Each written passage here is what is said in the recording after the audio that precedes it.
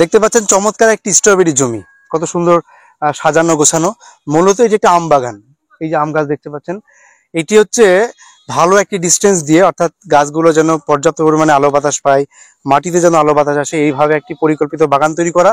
এবং এই বাগানের ভেতরে চমৎকার ভাবে দেখুন সাথী ফসল হিসেবে স্ট্রবেরি চাষ করা হচ্ছে। মূলত যে এই সময়টা দেখছেন যে এই জমিটা পড়ে থাকতো, হয়তো বা ফাঁকা থাকতো, কিন্তু যিনি কৃষক রয়েছেন উনি অনেক সুপরিকল্পনা করে এত সুন্দর প্ল্যান নিয়ে এই স্ট্রবেরি চাষ করছেন। এবং এক একটা গাছের গ্রোথ দেখুন কত সুন্দর, প্রত্যেকটা গাছে অলরেডি ফ্লাওয়ারিং অর্থাৎ ফুল চলে আসছে। ওনারা অলরেডি একবার হারভেস্ট করছেন স্ট্রবেরি, সেটা বাজারে বিক্রি করছেন। এখন কিন্তু স্ট্রবেরির দাম অনেক, অর্থাৎ এই আর্লি যদি স্ট্রবেরির মার্কেট ধরা যায় তাহলে আপনি এখান থেকে যে লাভের আশা করছেন তার চাইতে কম না, বরঞ্চ বেশি পাবেন।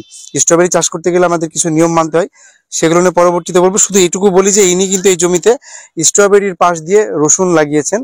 এই রসুনটা হচ্ছে বিকর্ষক ফসল হিসেবে কাজ করছে, অর্থাৎ শোষক পোকাকে স্ট্রবেরি গাছে বা ফুলে আসতে দিবে না। চমৎকার একটি প্রযুক্তি, আম বাগান, বাগানের ভেতরে স্ট্রবেরির আবার পাশ দিয়ে রসুন।